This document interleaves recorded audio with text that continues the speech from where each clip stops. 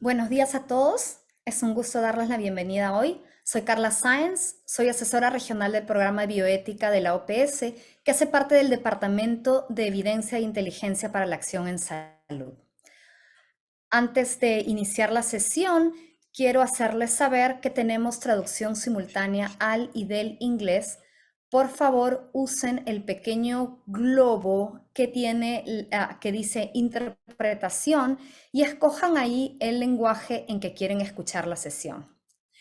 Just so everybody's on board, we have interpretation Nada from más para recordarles a todos, contamos con servicio de interpretación simultánea en inglés y en español, así que si desean acceder al canal de inglés, hagan clic en el icono del globo en la parte inferior de su pantalla en Zoom y pueden elegir su idioma de preferencia. Sin más antelación, quiero darle la palabra para iniciar al doctor Sebastián García Saizo, que es director del Departamento de Evidencia e Inteligencia para la Acción en Salud, del que el Programa Regional de Bioética hace parte, para que nos dé unas palabras de bienvenida. Adelante, Sebastián. Muchas gracias, Carla, y muy buenas tardes. Tengan todas y todos. Un gusto estar con ustedes en este seminario que promete permitirnos entrar en un poco más de detalle, un poco más de discusión sobre las implicaciones de las lecciones aprendidas durante la pandemia por COVID-19 en cuanto a la necesidad de fortalecer nuestros mecanismos y nuestros sistemas en los sistemas de salud para garantizar una revisión bioética de todo lo que hacemos, toda la generación del conocimiento que es parte integral de cómo respondemos a cualquier emergencia en salud y que esto permite establecer recomendaciones tanto para los grupos de investigación, los comités de bioética que existen ya, la generación de los mismos y por supuesto también a las autoridades que son en un momento dado quienes conducen la política general y en un momento dado también la respuesta a los desafíos emergentes como son las epidemias. Así que, bueno, es un gusto poder estar con ustedes, traer esta perspectiva desde los países, es decir, no solo la visión regional y esta visión que está ya integrada en este gran documento que es Catalizar la investigación ética en emergencias con la orientación ética, lecciones aprendidas de la pandemia de COVID-19 y la agenda pendiente que nos muestra esta visión justamente de lo que se requiere y cómo debemos caminar hacia allá, pero también discutir en términos prácticos qué implica para un país moverse en esta dirección, cuáles son algunos de estos retos y por supuesto también contar con todos ustedes es una gran oportunidad para que desde OPS y todo lo que sumamos desde cada una de las fronteras que representamos en nuestro trabajo cotidiano, podamos sumar y construir entornos con sistemas de salud más resilientes y, por supuesto, una mejor respuesta a futuros retos sanitarios. Así que, Carla, muchas gracias por la oportunidad. Felicidades a todo el equipo que hace posible este seminario y espero que además sea parte de una riquísima discusión que tengamos. Muchas gracias. Gracias a ti, Sebastián. Y bueno, sin mayor preámbulo, les cuento cómo vamos a proceder en esta sesión. Voy a hacer una presentación un poco rápida del contenido general del Catalizar la Investigación Ética. He compartido el enlace de la página web de la publicación en el chat. Vamos a tener un QR code para compartir en breve. Luego de una presentación muy breve, voy a ir un poquito más despacio en las recomendaciones porque el objetivo de la sesión es que hablemos sobre cuáles son las acciones que nosotros debemos tomar ahora para mejorar no solamente nuestra preparación ética para las emergencias, sino también fortalecer la ética de la investigación. Y luego de eso voy a abrir la discusión para tener las reflexiones tanto desde el lado de una autoridad sanitaria como desde el lado del comité de ética. Pero bueno, cuando lleguemos a ese momento les daré la información del caso. Ahora bien, acá está. Como les decía, y como bien reiteraba Sebastián, esta orientación es una publicación de la OPS, pero genuinamente una producción regional. ha estado basada en una reflexión regional, en un ejercicio de muchos diálogos en que hemos estado juntos analizando tanto desde la perspectiva de los investigadores, los comités, las autoridades, a la autoridad regulatoria nacional, analizando qué funciona, qué no funciona y qué debemos hacer. Pueden acceder a la página web usando ese código QR. Y quiero resaltar que este trabajo de la OPS ha sido financiado por el Wellcome Trust. Ahora, a la publicación final, a la publicación general, al documento completo, le ha seguido la publicación de algunos productos derivados específicos a los que también pueden acceder usando por la página web de la publicación usando el código QR. Y quiero adelantar que durante el curso de esta semana vamos a publicar en la misma página web unos conjuntos de diapositivas para que ustedes, si quieren presentar en sus espacios académicos, con sus comités, con sus colegas, con las autoridades nacionales, el contenido de esta orientación, puedan hacerlo fácilmente bajando estas diapositivas que son para uso de todos. Entonces, y esas diapositivas van a ser más detalladas que las que estoy compartiendo ahora, de manera que ustedes, no hace falta que si bien estamos grabando la sesión y la compartiremos, no hace falta que traten de capturar las diapositivas específicas porque pronto tendrán acceso a ellas directamente.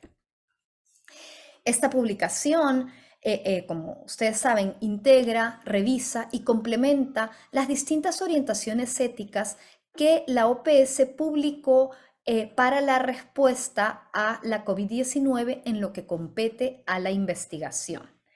Y las complementa en el sentido no solamente que llenamos vacíos sobre temas que se elucidaron luego o sobre temas en los que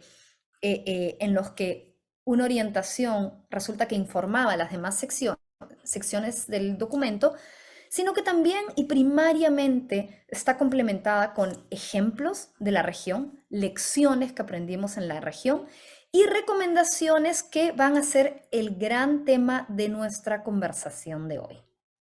Los mensajes centrales que queremos compartir con ustedes es que efectivamente sí se aprende de lecciones en emergencias sanitarias. Y quiero enfatizar en este mensaje porque creo que en la mayoría de espacios globales, en la mayoría de conferencias internacionales de bioética, el mensaje es el opuesto. El mensaje es que no aprendemos nada. Y yo discrepo. Yo creo que sí aprendemos lecciones de emergencia sanitaria. Y voy a hablar de eso un poquito más en breve, pero el aprendizaje supone tomar acción ahora. Es ahora que tenemos que actuar para mejorar nuestra preparación para emergencias futuras y para fortalecer los sistemas nacionales de ética y la investigación. Y la acción que hay que tomar, por lo menos una parte de ella, es implementar las recomendaciones del documento. Creo que ya COVID empieza a parecer distante y muchas de las cosas que varios nos preguntamos es ¿qué fue lo más difícil que nuestra región encontró desde la perspectiva de la ética? Y creo que los 3 temas más difíciles fueron el uso no ético de intervenciones no probadas y fuera una investigación, el marco MEURI, que no se utilizó como se debía, el difícil monitoreo ético por la rápida producción de evidencia. Cuando se produce una publicación cada 3 días, cada semana, ¿cómo monitoreamos éticamente los estudios en curso? Entonces creo que fue difícil poder manejar esto. Y el otro gran desafío fue la desconfianza en la investigación, en las autoridades sanitarias y en los profesionales de salud, que fue un poco el telón de fondo de mucho del trabajo en investigación durante el COVID-19. Pero el lado positivo es que cada uno de estos 3 temas son temas abordados en la orientación, el capítulo 5 sobre el marco MEURI, el capítulo 4 es sobre el monitoreo ético ante la emergencia de nueva evidencia y el capítulo 2 es sobre desconfianza. Voy a caminar muy rápidamente sobre los distintos capítulos para ir luego un poquito más pausadamente sobre las recomendaciones.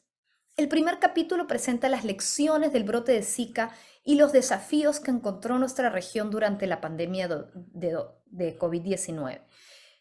Como les decía, sí se aprende cuando se hace el trabajo y nuestra región es el mejor ejemplo de ello, porque la pandemia nos encontró en un lugar distinto que es de Zika, donde muchos temas que fueron difíciles en Zika ya estaban resueltos y no generaron problema cuando nos encontramos con la pandemia. La respuesta regional ha sido sólida, está en el documento, pueden ver una tabla con todo lo que se hizo, las respuestas, digamos, a nivel nacional que hubo en la región, tanto en procesos de revisión ética, procesos de consentimiento informado, etcétera, etcétera, pero también mostramos la evidencia que la región hizo mucha investigación muy rápidamente. Tenemos claro que hay desafíos que persisten y hemos tratado de ir evaluando estos desafíos colectivamente a lo largo de la pandemia, que es lo que nos ha permitido tener recomendaciones tan rápidamente.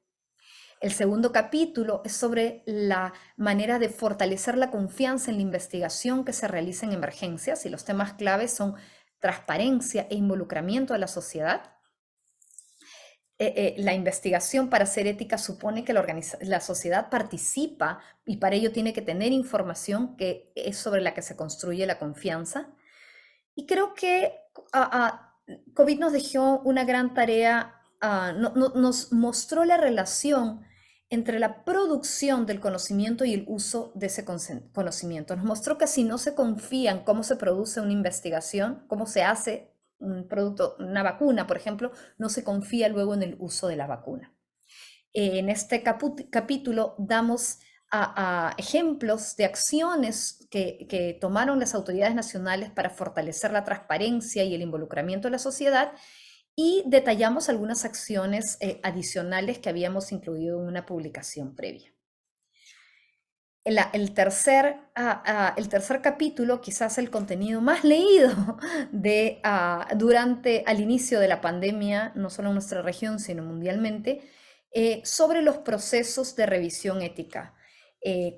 Cómo hacer que la revisión ética y el monitoreo de la investigación en curso que realizan los comités de ética sean ágiles pero rigurosos. Yo solamente quiero resaltar lo que ha sido la peculiaridad de nuestra región, que hemos apostado por una respuesta, un abordaje en dos pasos. Primero, pensando una estrategia a nivel nacional que evite la duplicación de las muchas revisiones. Y luego, una vez que se ha optado por una estrategia, buscando procedimientos para que la revisión de cada comité sea tan rápida como sea posible. No quiero decir que en todos los lugares hemos resuelto esto, pero creo que ha habido un gran esfuerzo en nuestra región de tratar de pensar cómo hacer esto de la mejor manera, no solo a nivel de un comité específico, sino, y sobre todo en los países más grandes, a nivel nacional. El cuarto capítulo es sobre el monitoreo ético de las investigaciones a la luz de nueva evidencia que se genera rápidamente, y ofrece orientaciones para hacer este monitoreo, orientaciones tanto de tipo operativo, como hacemos cuando ya no es el reporte anual, cuando esto es todo tan rápido, quién hace, qué hace, cómo hace. Y luego tenemos también orientación sustantiva, preguntas que puedan guiar el análisis ético siguiendo los criterios que se usan en situaciones habituales, pero con preguntas enfocadas en este escenario específico. Y además ofrecemos algunas preguntas adicionales para evaluar la ética de usar estudios controlados con placebo cuando ya las intervenciones o algunas de ellas están autorizadas y disponibles, y esto sobre la base de una publicación, este pequeño contenido sobre la base de una publicación de OMS.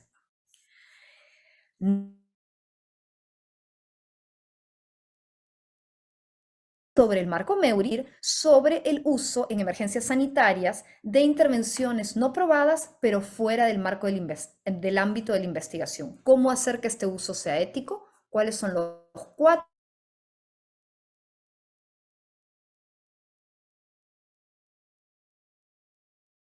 y contribución a la generación de evidencia.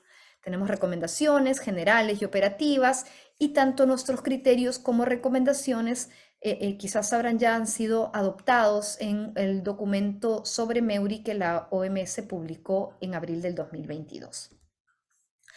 El último tema es el tema del que hablamos menos durante la pandemia, pero que es claro que será crucial en una emergencia futura, y es cómo asegurar que somos capaces de compartir muestras y datos de manera ética para alentar las investigaciones futuras. Nos hemos dado cuenta al hacer antes que nada, hablamos de esto poco, ¿por qué? Porque al ser una pandemia, todos teníamos casos, todos teníamos datos, todos teníamos muestras disponibles. Pero claro, esperemos que una emergencia futura no tenga esta dimensión.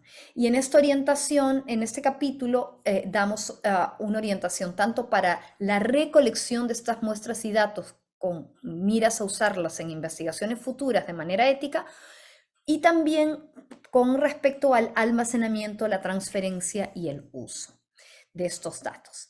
Entonces, perdón que ha sido una caminada muy rápida sobre el contenido. El documento está disponible para que lo revisen más en detalle. Y ahora lo que quiero es iniciar la discusión sobre las recomendaciones, que son nuestra agenda regional pendiente. Hemos aprendido cosas que aplican estrictamente para emergencias, pero hemos aprendido, tenemos lecciones que aplican en toda situación, incluyendo las emergencias. Y algunas de estas recomendaciones están listas para ser implementadas.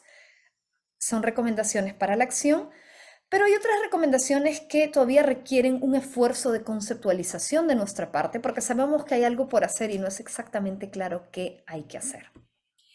En el caso de todas las recomendaciones, brindamos el detalle de cuáles son los actores a los que les corresponde tomar acción. Y quizás los actores más prominentes son las autoridades sanitarias y los comités de ética de la investigación. Entonces, les cuento un poco, digamos, tomando el primer cuadrante, el superior izquierdo, ¿cuáles son las recomendaciones para la acción en situaciones de emergencias?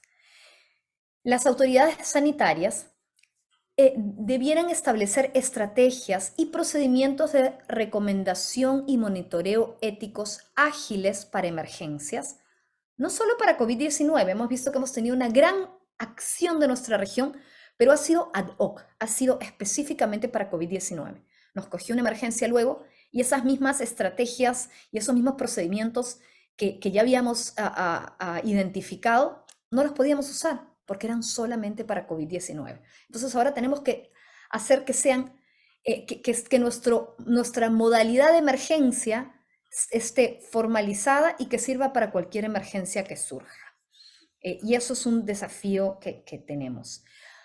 Otra recomendación es asignar a las autoridades de investigación relevantes la responsabilidad de coordinar esfuerzos de investigación. Una gran dificultad que hemos tenido es que la investigación ha sido muy descoordinada. Y en nuestros diálogos surgió el tema de, bueno, ¿de quién es tarea de hacer la coordinación? Y por lo menos si alguien tiene la responsabilidad de hacer la coordinación de estos esfuerzos de investigación, creemos que habrá una posibilidad de que sean más coordinados. Pero si no es tarea de nadie, no va a surgir ninguna coordinación espontáneamente. De manera análoga, en los equipos nacionales de respuesta, en los que hay un punto encargado de test diagnósticos, un grupo, uno de vigilancia, etcétera, etcétera, en los distintos aspectos, debiera haber un punto de contacto para la investigación también, para hacer posible la coordinación que tanta falta nos ha hecho. Finalmente, es clave que establezcamos procesos para que los países se beneficien de los resultados de las investigaciones. ¿De qué estoy hablando con esto? Nuestra región albergó muchísima investigación sobre las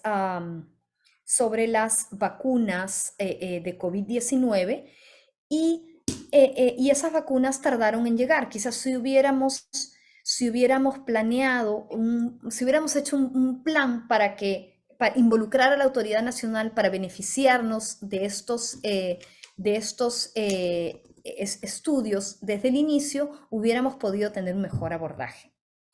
Para la comunidad científica, las organizaciones internacionales y las autoridades sanitarias, es fundamental el desarrollar protocolos genéricos preaprobados que pudieran luego ser ajustados rápidamente con el detalle de una emergencia específica, ¿no? Esto, si recordarán, lo hicimos en Zika y creo que debiéramos ahora, en tiempos de paz, digamos, empezar a hacer estos protocolos genéricos para tenerlos a la mano cuando haga falta. En lo que respecta a las recomendaciones para toda situación, una recomendación muy sentida en nuestra región es que debemos compensar económicamente o de alguna otra forma, pero que sea genuina, a los miembros de los comités de ética por su tiempo, porque debemos reconocer su labor y facilitar la rapidez de la revisión ética. Todos los otros cobran un sueldo, los miembros del comité de ética, que en muchos lugares han trabajado diariamente varias horas al día, lo hacen de gratis. Y creo que esto, digamos, parte de compensar a los miembros de un comité de ética muestra el valor que le damos a la ética de la investigación. Para los tanto comités de ética como autoridades sanitarias, una recomendación adicional es incorporar la virtualidad de manera rutinaria. Muchos comités permitieron reuniones virtuales durante COVID, pero luego ya no más. Entonces volvieron a los problemas de falta de quórum porque nadie quiere manejar a las 6 de la tarde, que es tráfico pico, y se dificulta innecesariamente una reunión que hubiera podido tenerse con algunas personas conectadas remotamente. Del mismo modo, aprendimos a hacer mejores procesos de consentimiento informado y debemos asegurar que esos procesos más novedosos sean posibles en el futuro. Entonces, adicionalmente, otra recomendación es establecer procesos para determinar qué propuestas requieren revisión ética. Este sigue siendo un tema difícil, en el que creo que hay claridad conceptual, pero los procesos siguen siendo difíciles. Y para los comités de ética, requerir que cuando los investigadores envíen una propuesta para revisión, indiquen si la propuesta fue revisada por otro comité de ética e incluyan el dictamen que este otro comité de ética o incluso científico emitió. Y además que creen mecanismos que pueden valerse de las redes sociales para comunicar al público sobre algún estudio que supervisan si fuera necesario. En algunos casos, recordarán, surgió esta necesidad, pero como no había un canal previamente, no había manera en que el comité se comunicara con la sociedad de ninguna manera. Entonces hay que crear esos mecanismos ahora en tiempos de paz, y como las cosas puede haber una necesidad, esto no es solamente para las emergencias, porque puede haber una dificultad también cuando no se trata de una emergencia. Nuevamente, en toda situación, una recomendación para las autoridades sanitarias es crear mecanismos para informar a los comités de ética sobre las revisiones y las no aprobaciones previas que otros comités de ética hubieran emitido según fuera necesario, ¿no? Un poco en respuesta al shopping de comités de ética que muchos de ustedes les preocupa a muchos de ustedes, nos preocupa a muchos. Luego, creo que debemos requerir que todos los ensayos clínicos se registren en registros que alimenten ICTRP, la plataforma de la OMS, antes de iniciarse. No en todos los lugares requerimos el registro de todos los ensayos clínicos, y cuando requerimos el registro de los ensayos clínicos no siempre es en un registro que alimenta la plataforma global. Entonces la idea es que todos los ensayos, aun cuando menos todos los ensayos clínicos que se hacen, sean visibles, identificables en una sola parada global que es ICTRP. Las autoridades sanitarias también deberían crear una website, un sitio que facilite el acceso, la lista de toda la información sobre la investigación con seres humanos aprobada en el país, para que no haya la percepción de que yo no sé si este estudio está aprobado, si no está aprobado, si es legítimo, si es bamba, como dicen en mi país. Y también que asuman con fuerza la tarea de informar al público sobre la investigación, porque eso facilita no solamente el involucramiento de la sociedad en la investigación, sino que también alienta la confianza en la investigación, que a su vez es clave para la participación en las investigaciones. Autoridades sanitarias y organizaciones internacionales como la OPS debemos abogar para ampliar el ámbito de esta plataforma de registros de ensayos clínicos que debiera no solamente albergar todos los ensayos clínicos, sino toda la investigación con seres humanos. Recordarán que eso es lo que dice la Declaración de Helsinki del 2013 y vamos tarde haciendo realidad ese artículo de la declaración.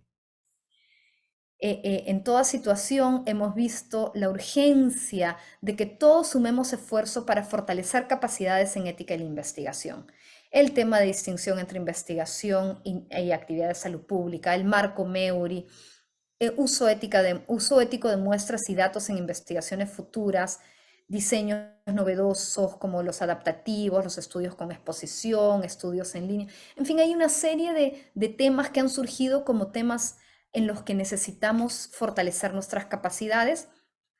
Y en línea de eso, aprovecho de compartirles que pronto enviaremos un anuncio sobre un taller dedicado, un taller de 4 sesiones enfocado en el uso de convenios de transferencia de materiales y datos para el uso ético de muestras y datos en investigaciones futuras. Será en octubre y los que no estuvieran registrados en la lista de investigación ética de la OPS, los invitamos a que lo hagan porque ahí, por esa vía enviaremos la invitación para este taller.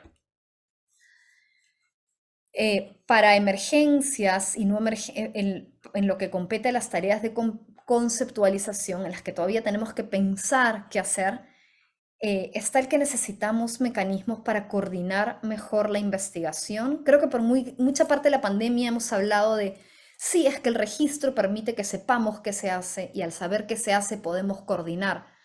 Pero la realidad, como hemos discutido, es que el momento del registro es muy tarde. Deberíamos saber antes, mientras que se está planeando una investigación, qué se está planeando. Así empezamos a hacer los estudios en red, a volverlos multicéntricos y evitamos los múltiples estudios pequeñitos.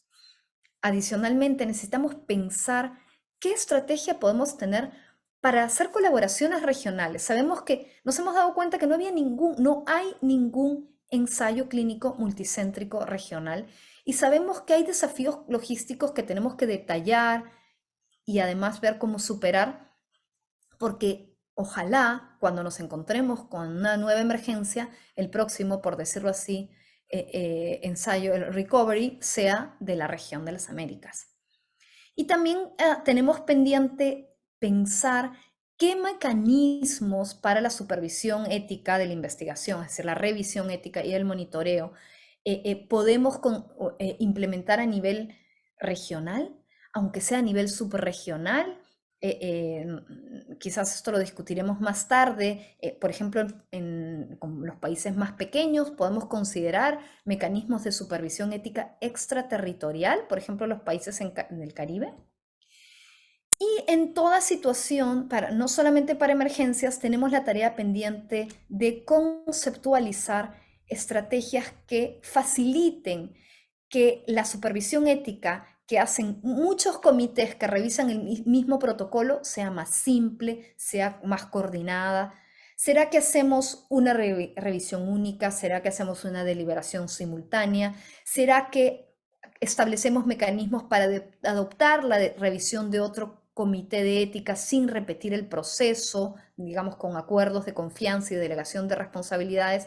Este es un tema en el que también estamos tratando de estamos haciendo nuestro ejercicio de conceptualización desde la OPS y con el involucramiento de algunos países que tienen mucho interés en avanzar en estos temas y pensando cómo avanzar en esto.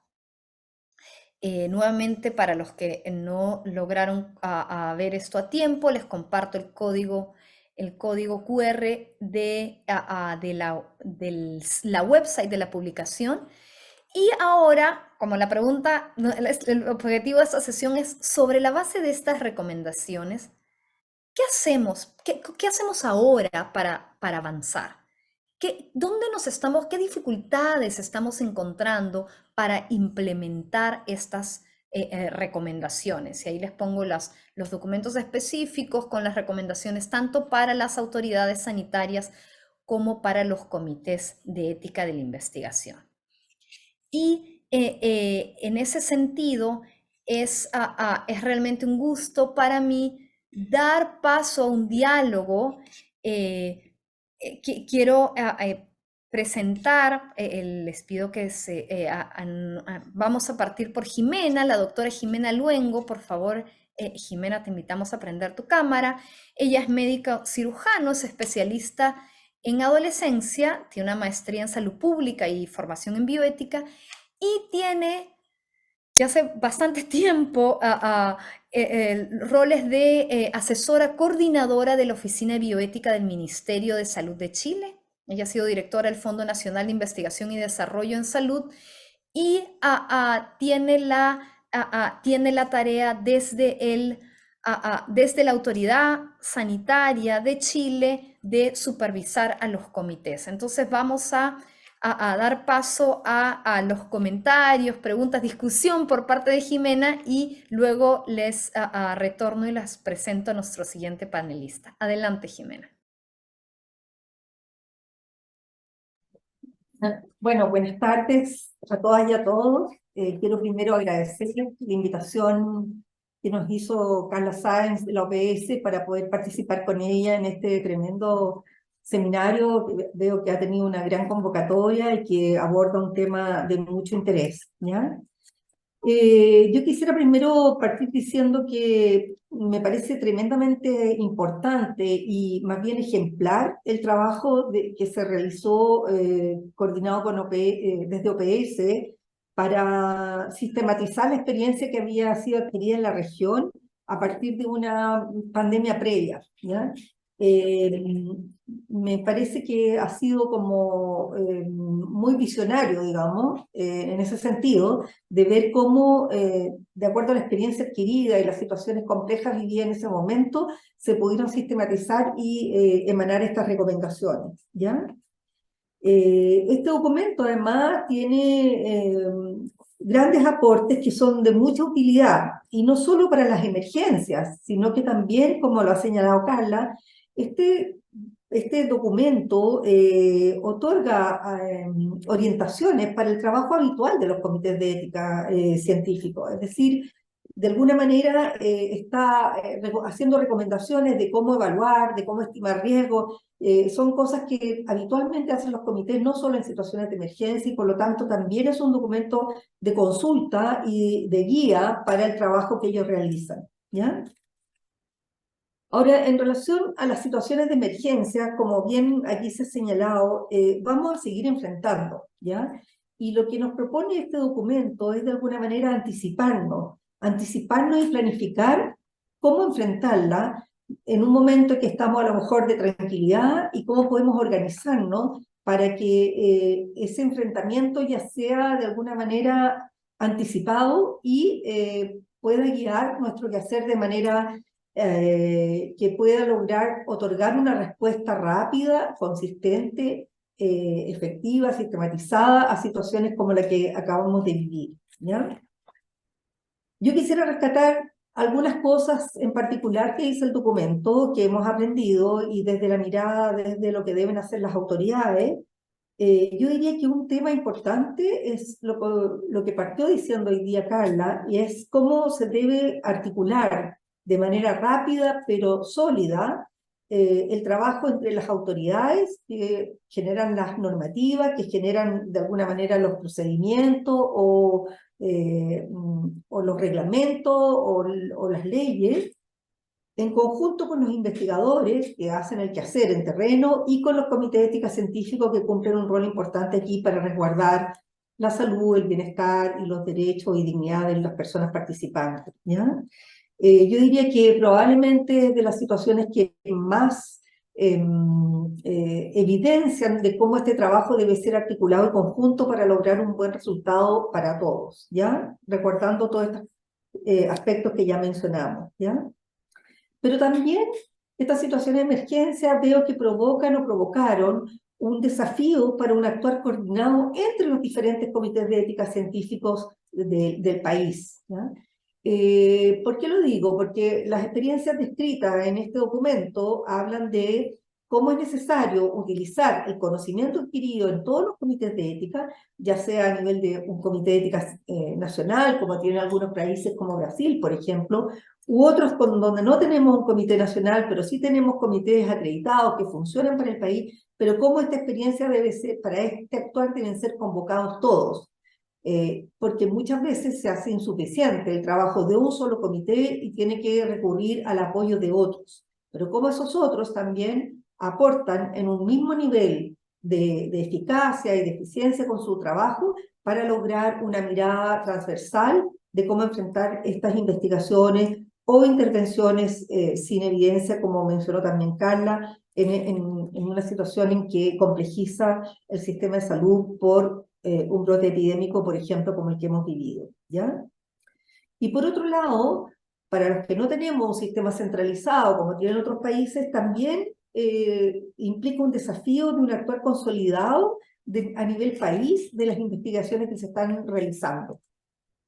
Esto es bien interesante porque, aunque a veces los ensayos clínicos estén de alguna manera publicados o incorporados en un registro nacional o incluso internacional, muchas veces hay desconocimiento dentro del país de qué se está llevando a cabo en distintas ciudades, en distintas regiones, en distintos establecimientos de salud. Y por lo tanto aquí el desafío es que estemos todos comunicados y se conozca simultáneamente lo que se está llevando a cabo, y eso tiene un objetivo pero primordial, que es tratar de apoyar las investigaciones de manera que puedan tener resultados más sólidos, más robustos, de que el reclutamiento de muestras pueda ser de alguna manera compartido incluso, no solo de muestras, sino que también de participantes, porque eso podría llevarnos a tener mejores resultados de la investigación, ¿ya? Pero además, actuar consolidado a nivel país significa también que puede contribuir de manera significativa a hacer un actuar solidario, tanto a nivel regional, con otros países de nuestra región, como también a aportar a nivel internacional, ¿ya? En la medida en que enfrentamos situaciones como la que aún estamos viviendo, en que el COVID nos pilló sin tener ningún conocimiento de la enfermedad, sin tener conocimiento del tratamiento, y esto se fue aprendiendo a medida que esto iba evolucionando. Los resultados de la investigación eran, yo diría, más importante que nunca poder transmitirlos de manera rápida a toda la comunidad científica, porque muchas veces no había más tiempo para seguir estudiando y había que utilizar los primeros resultados para poder cambiar a lo mejor líneas de tratamiento o para poder suspender otros estudios que a lo mejor ya estaban diciendo sus resultados que no era pertinente continuar con ellos, ¿ya? Y por esa misma razón creo que más que nunca, si bien es cierto, el seguimiento y monitoreo de los proyectos que aprueba un comité de ética científico es fundamental, yo creo que en estas situaciones de emergencia es un pilar clave del trabajo que deben realizar estos comités de ética científicos, ¿ya? Por lo que acabo de señalar, porque deberían estar muy atentos a qué está ocurriendo y qué son las cosas que se están percibiendo como resultado de un estudio para que rápidamente puedan ser sistematizados, centralizados y compartidos con otro comité. Esta difusión rápida de resultados, ¿no es cierto?, puede llevar a suspender de alguna manera algunos estudios, a suspender las sugerencias de tratamiento o de intervenciones que aún no han sido probadas, pero que van en la línea de lo que se está viendo que no va a ser de utilidad, o para reforzar que se puedan incrementar a lo mejor participantes en una intervención que sí está mostrando resultados, ¿bien? Finalmente, para no hacer una intervención muy larga, quisiera mencionar dos cosas. Uno, me parece muy importante el énfasis que se hace en la comunicación que se le debe dar a la comunidad, ¿ya? En la comunicación en particular, en comunidades que a veces son, que viven en situación de mayor vulnerabilidad o que tienen de alguna manera menos acceso a la información y que confunden lo que es una prestación clínica con un estudio de investigación.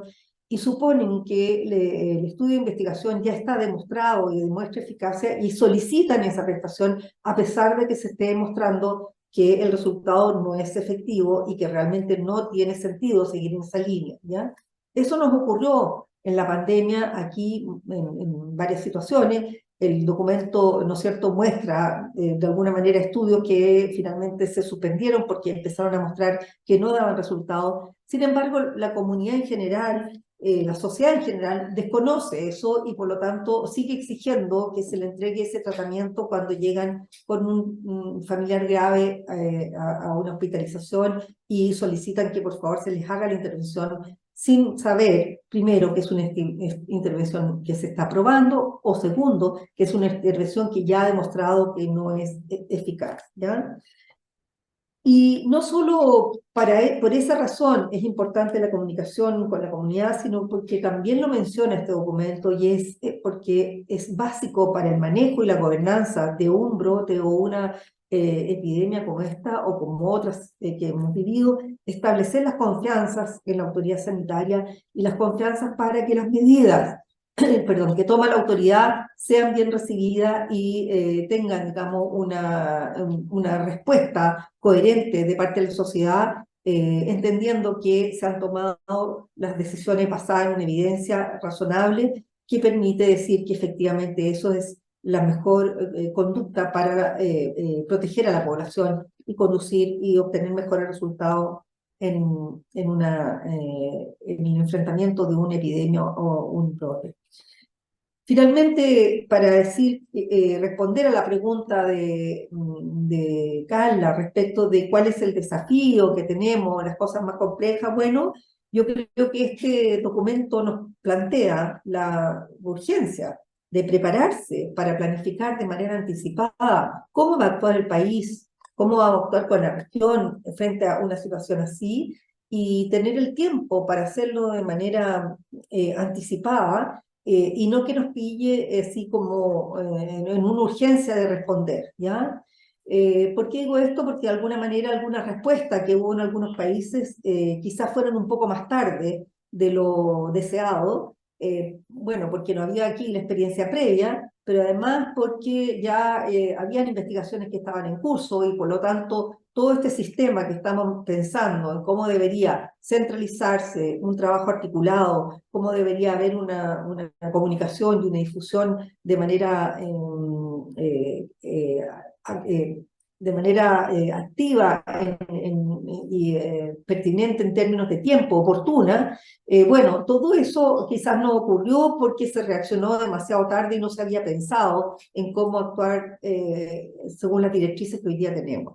Entonces, creo que el desafío que nos provoca este documento es efectivamente poder empezar a trabajar con anticipación en cómo hacemos una propuesta y una planificación en nuestros países para que sepamos todos cómo se va a actuar frente a una situación así para abordar la investigación y las intervenciones no probadas, tratando de cuidar lo mejor posible la salud de la población.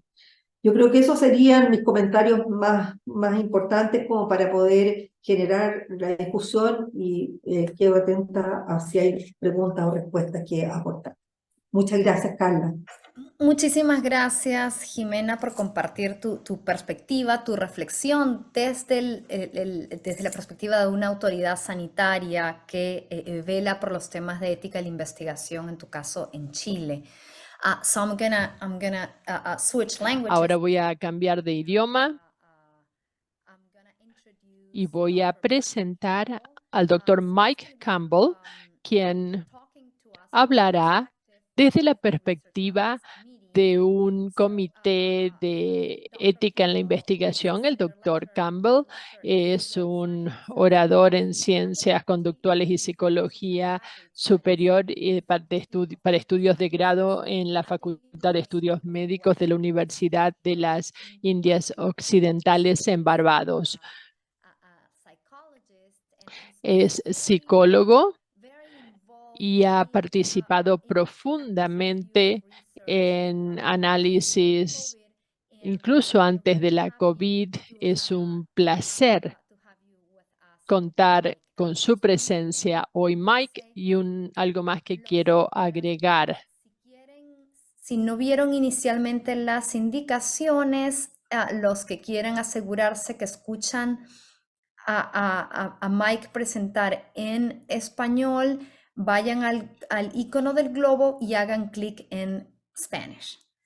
Go ahead, Mike. Thanks for being with us. Gracias por estar con nosotros, Mike. Por favor, proceda. Muy bien. Buenas tardes, Carlos. Buenas tardes a todos. Me gustaría comenzar simplemente con un agradecimiento por la oportunidad de participar en este evento.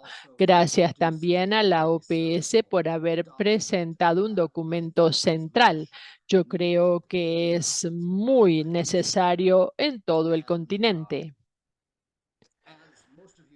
Como ustedes saben, Barbados es un pequeño estado insular y la Universidad de Indias Occidentales atiende básicamente a los estados a la comunidad de los estados en desarrollo. Gran parte de mi perspectiva se basa en la investigación en ética en ese tipo de contexto.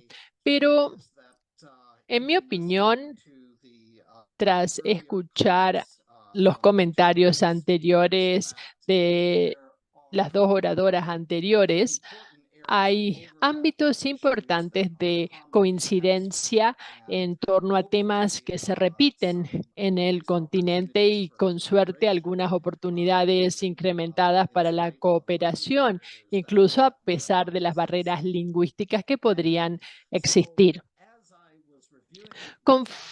Conforme analicé el documento, empecé a considerar los desafíos operativos, las barreras y la facilitación del proceso de análisis ético desde el punto de vista de los comités. Uno de los mensajes más importantes a tener en cuenta, al menos desde mi perspectiva, es que las lecciones desde las emergencias, incluida la COVID, en realidad intensificaron las brechas y las necesidades en nuestros sistemas de investigación y al mismo tiempo, por supuesto, dieron lugar a algunas situaciones y necesidades específicas que tienen que ver con flexibilidad, debida diligencia y también en el ámbito de la investigación ética. Pero incluso todo esto está contextualizado con cuestiones más estructurales que, en mi opinión, son parte del mundo en el cual operamos. También debería decir desde un inicio que la región del Caribe, o al menos el Caribe angloparlante, de manera histórica, ha visto ensayos bastante escasos, en especial de tipo farmacéutico, pero vale la pena destacar que algunos países de la región, entre ellos Barbados, tienen aspiraciones para aumentar la capacidad de investigación y producción de productos farmacéuticos. Con ello, algunas de las necesidades que ustedes han estado analizando son sumamente pertinentes para todos los países de la región, entre ellos aquellos que son relativamente pequeños aquí en el Caribe.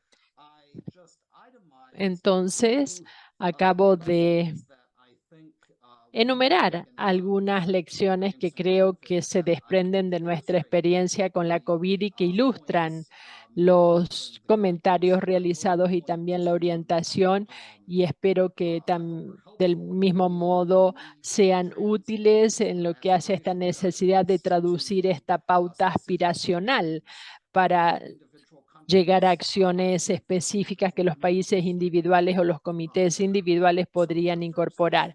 En primer lugar, hay que analizar en realidad en la capacitación y la dotación de personal en estos comités de ética en la investigación y comités científicos de manera más proactiva. Considero que el contexto de la COVID en realidad nos llevó a entender que la comunidad de ética en la investigación es una comunidad pequeña dentro de países pequeños también en el Caribe. Entonces, en instancias como estas, todo el trabajo de la OPS y también todo el trabajo de la Sociedad de Bioética y el Caribe angloparlante es esencial, no solo para concientizar sobre la ética en la investigación, sino también para realizar un proceso de ética no solo desde la perspectiva del investigador, sino también de los miembros del comité. Tras decir esto, también hemos aprendido lo que en mi opinión son lecciones instructivas sobre la naturaleza de la investigación durante emergencias en los pequeños estados insulares. Y lo digo ahora teniendo en mente las noticias sobre el huracán de esta semana y también estando al tanto de que algunas de las lecciones sobre la investigación durante emergencias no son tan urgentes como nos gustaría, porque hay países en la región para quienes estas grandes perturbaciones son cada vez más comunes. Entonces, muchos comités de ética en la investigación abordan esto de una manera más sistemática. Entonces, las cuestiones que nos llevan a pensar en métodos, cambios en la metodología de la investigación cuando los proyectos de investigación requieren de intervenciones de emergencia, de defensas de la sociedad. Un buen ejemplo de ello es un proyecto en el cual participé no como miembro de un comité de ética, sino como investigador, y fue una encuesta después del huracán en Saint Croix en 2019, donde las organizaciones comunitarias deseaban realizar una determinación rápida de las necesidades en los hogares para determinar, por ejemplo, el daño estructural básico y qué era lo que se necesitaba desde el punto de vista sanitario. La metodología del muestreo se diseñó específicamente para concentrarse en vecindarios, en barrios donde había una marginalidad económica o barrios o vecindarios que habían sido afectados en gran medida por la tormenta. El motivo fue que fue un estudio con dos objetivos. Por un lado, documentar los daños, pero también obtener recursos y llevarlos a las zonas que los necesitaban. Entonces, es aquí cuando vemos que hay si se realiza un muestreo fuera de la zona en cuestión, es algo innecesario para la intervención.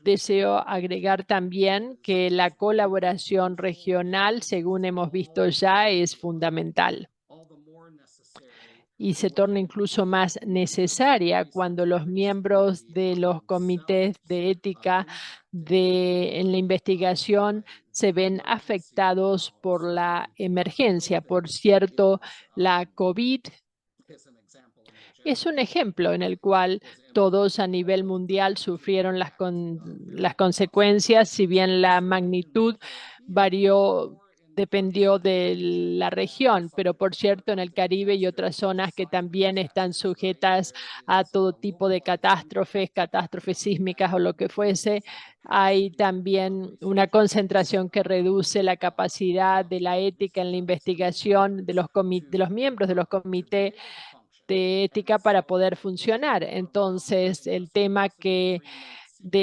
los acuerdos de reciprocidad con antelación, donde podemos así garantizar de que los recursos con los que se cuente sean pertinentes y también las personas estén capacitadas para entender las regiones en las cuales tal vez estén dentro de su ámbito de responsabilidad durante las emergencias. Esto es parte de la infraestructura que en mi opinión tendríamos que crear. Y también debemos reconocer que en sociedades pequeñas, en mayor magnitud, los miembros de los comités de ética en la investigación,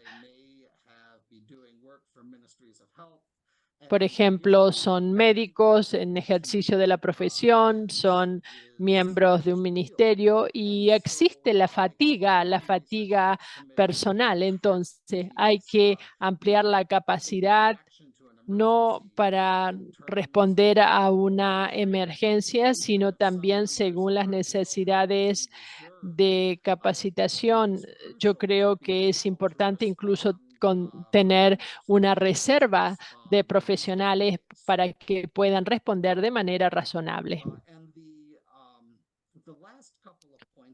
Y los últimos comentarios que tengo, no quiero robarles demasiado tiempo para el diálogo que vamos a mantener, es que hay que tener en cuenta el impacto de la investigación en los esfuerzos en curso y también en el sistema de salud que está sufriendo el impacto. Desde el punto de vista de las operaciones, esto se traduce en considerar la relación que existe, el coeficiente que existe entre el riesgo y el beneficio, y también cómo pensar, cómo analizar las diferentes situaciones, cómo utilizar diferentes iniciativas sanitarias que tienen, por ejemplo, un impacto central, a diferencia de otros proyectos que en realidad podrían robar recursos humanos en momentos de dificultad para investigación que no es crucial.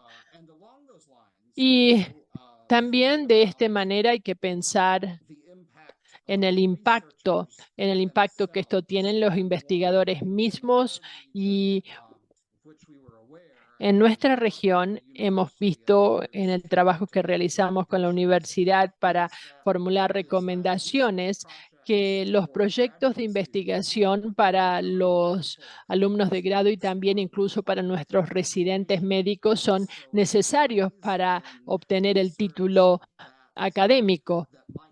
Entonces, tal vez hay investigación en curso que no es esencial para los esfuerzos de respuesta a las emergencias y consecuencias repentinas, porque esto crea una barrera para aquellos especialistas recientemente capacitados para que puedan ejercer durante una pandemia.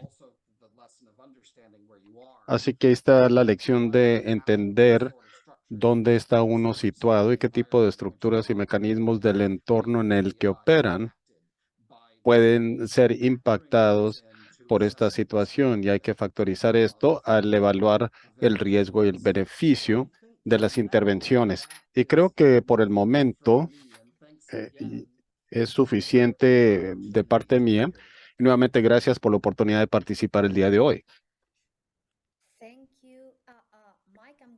Muchas gracias, Mike.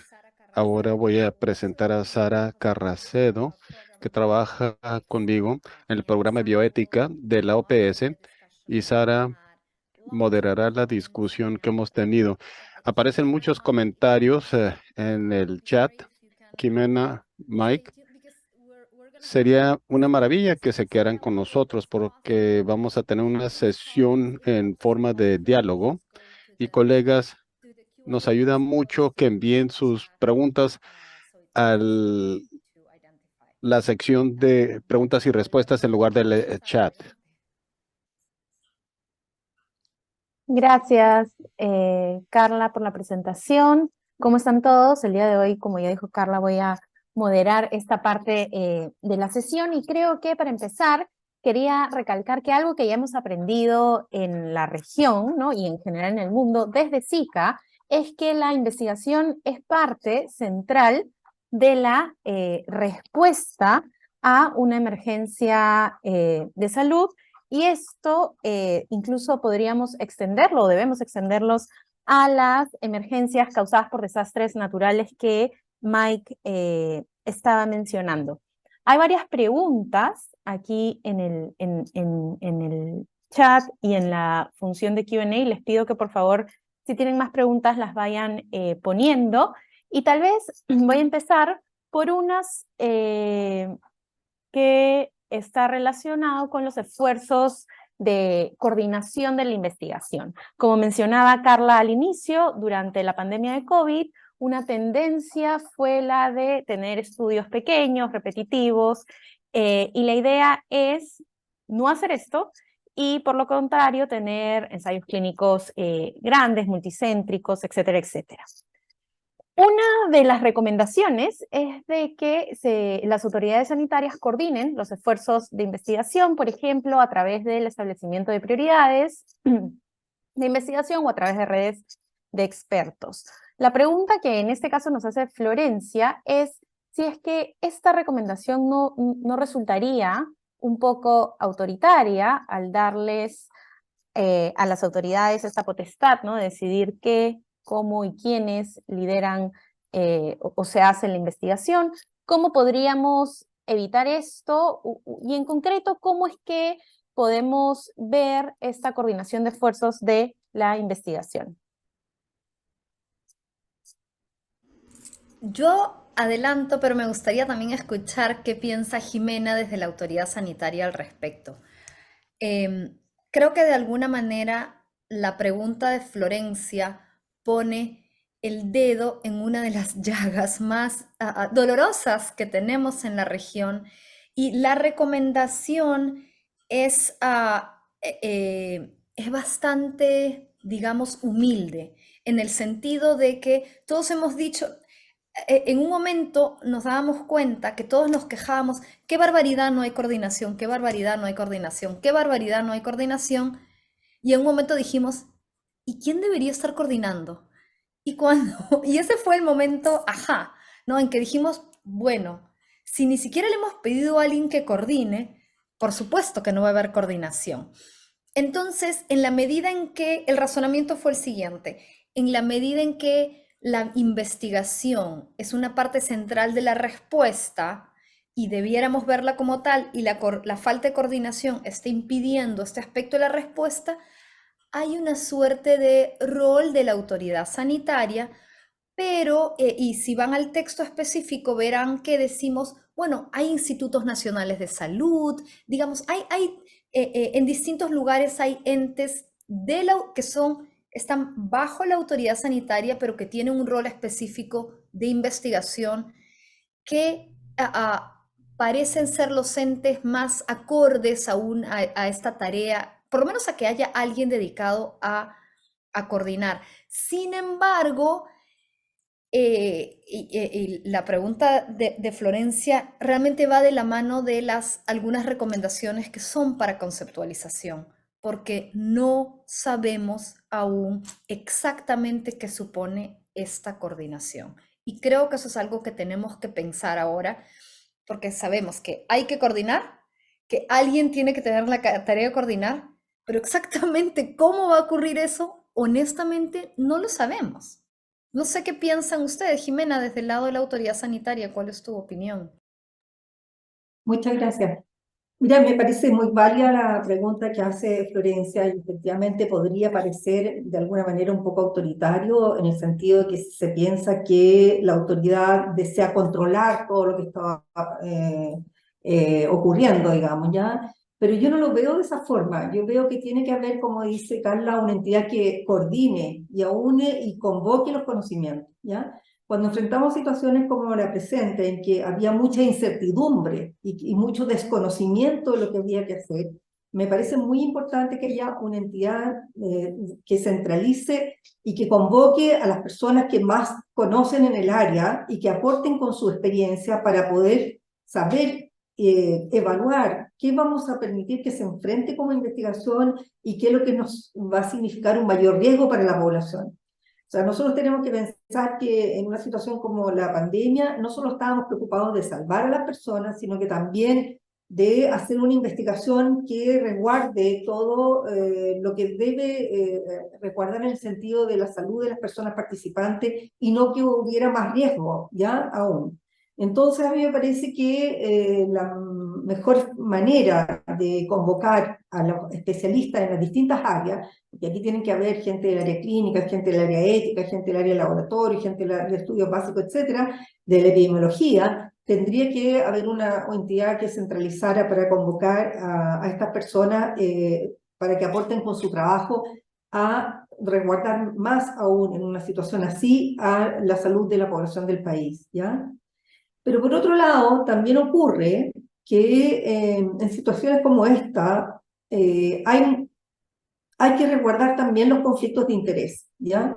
Y a mí me ha parecido que, por ejemplo, en el área de algunas investigaciones, cuando viene una situación así en que apunta a grupos específicos de personas que están trabajando, ya sea en el desarrollo de vacunas, ya sea en el desarrollo de cualquier línea, digamos, que podría ser un momento de mucha oportunidad para su línea de trabajo, yo creo que tiene que haber una entidad independiente que también pueda resguardar que estos conflictos de intereses no puedan interferir en la decisión de la evaluación ético-científica de qué proyectos se van a aprobar o no, ¿ya?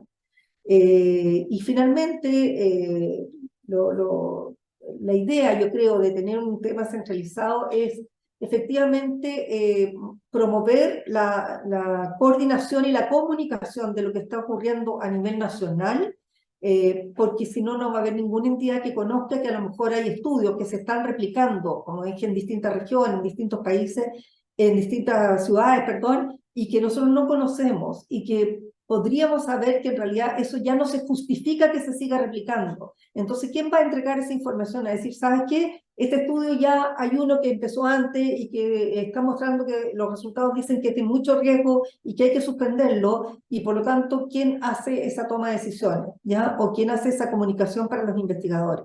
Por lo tanto, a mí me parece que aquí la autoridad tiene que estar no solo velando porque el abordaje de la patología misma que produce la pandemia sea el adecuado, sino que también evitar riesgos de las personas que están contribuyendo, participando en la investigación. Así que yo creo que definidas bien las funciones y acordado quién debería ser esta entidad y con qué expertizas deberían contar las personas que participan en esta entidad, no debería ser mirado como un tema autoritario, sino más bien una forma de convocar a los mejores saberes para enfrentar esta situación.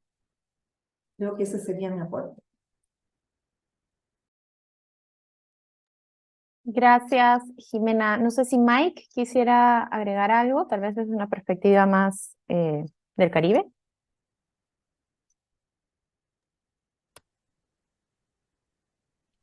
Well, I think that Bien, this is another example of emergencies. creo que este es otro ejemplo de que las emergencias realzan las necesidades existentes, particularmente en el Caribe, donde varios estados insulares pequeños, colectivamente representando el tamaño de un país de tamaño mediano en Sudamérica, pues en esas circunstancias nuestra capacidad de poder darle frente a los conflictos de interés, de reunir a los distintos peritos especializados en diferentes campos. Por ejemplo, nosotros no tenemos autoridades nacionales regulatorias para farmacéuticos, tenemos ministerios de salud que tienen misiones amplias y generales, de modo que nuestra capacidad de darle frente al proceso de revisión y monitoreo técnico y asimismo el talento humano perito requiere de que trabajemos en forma conjunto, no solo en el Caribe, sino que en el hemisferio y a nivel global, para poder suministrar las necesidades del personal en forma adecuada. Bien, gracias, Mike. Hay una pregunta sobre los comités de ética de la investigación que me parece muy pertinente y que ha sido mencionada además por varios. Durante la pandemia, definitivamente, uno de los desafíos fue encontrar, pues, formas de soporte institucional de los comités de ética que sean, digamos, duraderas en el tiempo, ¿no? Acá nos mencionan que, por ejemplo, muchos comités de ética durante las emergencias hicieron pues esfuerzos heroicos para sobrevivir. Y yo diría no solamente durante esta emergencia, sino en situaciones ordinarias también en muchos contextos de la región. una de las recomendaciones de la OEPS es efectivamente tener una mirada mucho más profesional de los comités de ética de la investigación y que los miembros sean compensados al igual que otros actores, ¿no?, de los procesos de investigación involucrados en la investigación. Y una de las preguntas es de ¿cómo llegamos a implementar esto cuando hasta el día de hoy hay muchas autoridades que, por ejemplo, creen que esto ocasiona conflictos de interés, que hay conflictos de interés, que los miembros del comité de ética tienen que estar alejados de cualquier forma de compensación? No sé si tal vez en Chile o en Barbados se tomaron medidas sobre esto. No sé si alguien quiera mencionar algo.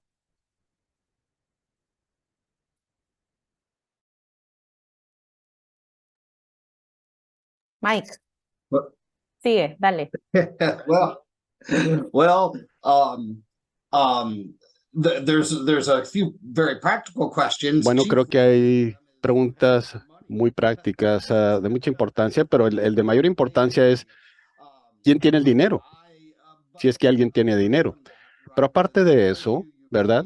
El tema que has levantado respecto de cómo, o bueno, de hecho, involucra dos cosas. Primero, el tema de compensación no se equipara necesariamente con el profesionalismo. Tal vez la intención es alentar el profesionalismo, pero en su lugar podría ser más efectivo la capacitación y reconocimiento de la función que ejercen. Digamos, docentes de la facultad y que puedan contar con el reconocimiento de lo que hacen como una contribución en beneficio del servicio público. Así que no toda la compensación o los esquemas de compensación requieren de recursos de ese tipo. Por otra parte, también diría que, por lo menos en el Caribe, se han realizado algunos esfuerzos en este concepto. El Comité Carver, en efecto, le brinda remuneración de algún tipo a los miembros o compensación a los miembros del Comité de Ética por su tiempo y por su trabajo. Algo que sí quiero decir es algo referente a un proceso que hemos implementado en la Universidad de Indias Occidentales. Y no sé si estamos atrasados o al corriente o adelantados al resto de la región, pero se están implementando mecanismos para los miembros de comités que se deben de firmar formalmente. Y esto es algo un poco más formalizado. Y al abordar el tema de conflictos de interés, creo yo que es algo de muchísima utilidad, no solo como una forma de aseguramiento, sino que también se incluyen expectativas de capacitación y de trabajo que se imponen desde el inicio de su servicio. Y creo yo que eso es un buen paso en la dirección correcta. Pero cuando hablamos de investigación y compensación o remuneración, creo yo que esto será desafiante en muchos frentes. Gracias, Mike. Jimena, ¿quisieras agregar algo? Sí, quería aportar algo. Mira, a mí me parece muy interesante porque creo que este es un tema que se plantea en muchos lugares, en casi todos nuestros países de la región, pero creo que tenemos que hacer un esfuerzo por transitar hacia el profesionalismo de este trabajo, ¿ya? Voy a compartir brevemente mi experiencia, y es decir, en Chile hemos implementado un sistema de acreditación de los comités de ética científicos, de manera que ante la autoridad sanitaria, los comités que evalúan proyectos biomédicos o con seres humanos, digamos, en el área de la salud, están obligados a ser revisados por un comité de ética científico acreditado por la autoridad sanitaria. Y parte de los criterios de acreditación es de alguna manera que las personas que ahí trabajan en el comité tengan asegurado el tiempo asignado para eso. Entonces, no es que se haga una remuneración especial a la persona por participar en el comité de ética, sino que, por ejemplo, si es un funcionario de la universidad o un funcionario de un hospital, dentro del tiempo que tiene contratado, parte de sus funciones es reconocer que hay un tiempo que debe estar protegido para trabajar en el comité de ética, ¿ya? De manera que sea parte de sus funciones y no sea un trabajo ad honorem, en horario extra, de manera voluntaria, ¿ya? es la única forma, como bien dice el doctor Campbell también, de contar con personas que van cada día profesionalizando más su trabajo, cada día capacitándose más y aportando en ese sentido a una buena evaluación ética científica necesaria para todos estos proyectos que se requieren evaluar, ¿ya?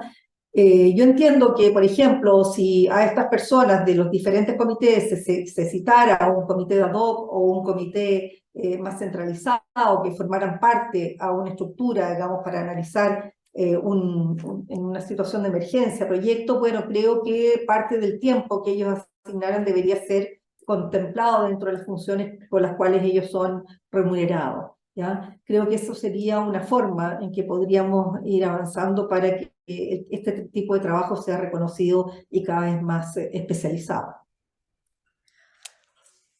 Yo quiero agregar una cosa con respecto al tema de conflicto de interés. Y es que me sorprende que seguimos teniendo esta discusión cuando yo nunca he escuchado que a las personas que trabajan en la Autoridad Regulatoria Nacional, que revisan los protocolos de los ensayos clínicos para su autorización, esas personas reciben un sueldo. Nadie trabaja en la Autoridad Regulatoria Nacional de gratis. Sin embargo, nunca he escuchado que nadie diga que hay un conflicto de interés porque esa persona recibe un sueldo por revisar protocolos para la Autoridad Regulatoria Nacional.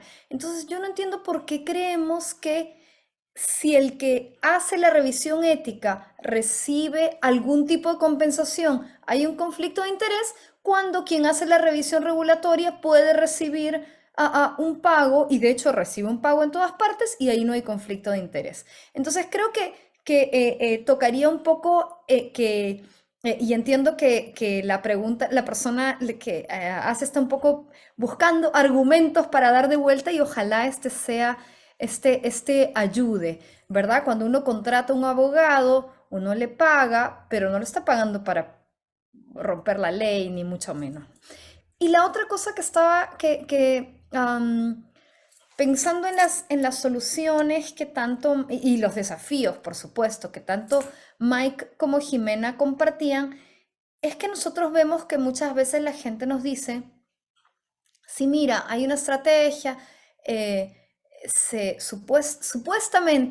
supuestamente te cuenta como es tiempo protegido, pero en la práctica no es así. Entonces, creo que todos estamos de acuerdo con que hay que tener distintas maneras. No es que sea una compensación solamente como con dinero, pero creo que el desafío es encontrar distintas maneras en que sea una genuina compensación. Porque si no, realmente estamos creando una situación en que ¿quién puede permitirse ser miembro del comité de ética? Alguien que o tiene mucho dinero de familia, o tiene una pareja que recibe un muy buen sueldo, o es una persona no mayor que tiene recursos económicos acumulados. Y los demás no pueden permitirse ser miembros del comité de ética. Y eso no está bien, es una violación básica a un concepto de equidad. Nosotros estamos trabajando en la OPS en una herramienta para la acreditación de los comités de ética que las autoridades nacionales pueden usar, y ahí hemos incluido, estamos todavía trabajando en esto, ¿no? Pero hemos incluido una pregunta sobre el tema de la compensación, porque creo que aunque todavía implique muchos desafíos, y no los tomo a la ligera, Mike, yo sé perfectamente que el dinero es escaso en todos los comités de ética, pero si no empezamos a poner el tema de una manera más disciplinada sobre la mesa, pues no vamos a encontrar ninguna solución a esos desafíos, ¿no? Hay que empezar a hacer campaña. Gracias por las respuestas. Tal vez acá puedo unir algunos comentarios y hacer una gran pregunta. Creo que la pandemia ha demostrado que definitivamente entre la autoridad, ¿no?, y los comités tiene que haber una estrecha coordinación, comunicación y cooperación, ¿no? No se trata de que los comités, digamos, viven aislados y trabajan aislados y no tienen esta relación con nuestras autoridades ni viceversa. Entonces, sobre esto quisiera, la primera pregunta creo que está orientada más a Carla y tal vez para que expliques muy rápidamente de nuevo este enfoque de 2 pasos para determinar cuál va a ser la estrategia de revisión ética durante una emergencia y por qué no basta con que los comités, digamos, aislados hagan todo y resuelvan todo. Digamos, está bien que incorporen procedimientos operativos rápidos, pero ¿por qué de nada valdría que solamente ellos trabajen solos y hagan todo solos? Esa tal vez es la pregunta. Y la segunda pregunta va más dirigida a Mike y a Jimena, para que tal vez nos cuenten alguna experiencia o alguna iniciativa para fomentar esta coordinación, comunicación y cooperación entre las autoridades y los comités de ética, que tal vez pueda servir de ejemplo para otros países, otras instituciones y demás. Adelante. Avanzo con mi parte y luego le paso la batuta a Jimena y a Mike. A ver, nosotros en la OPS hemos trabajado a solicitud de los Estados miembros con un abordaje de sistemas. Es decir, ¿cuáles son todos los actores involucrados? ¿Qué es lo que se necesita para que la investigación sea ética?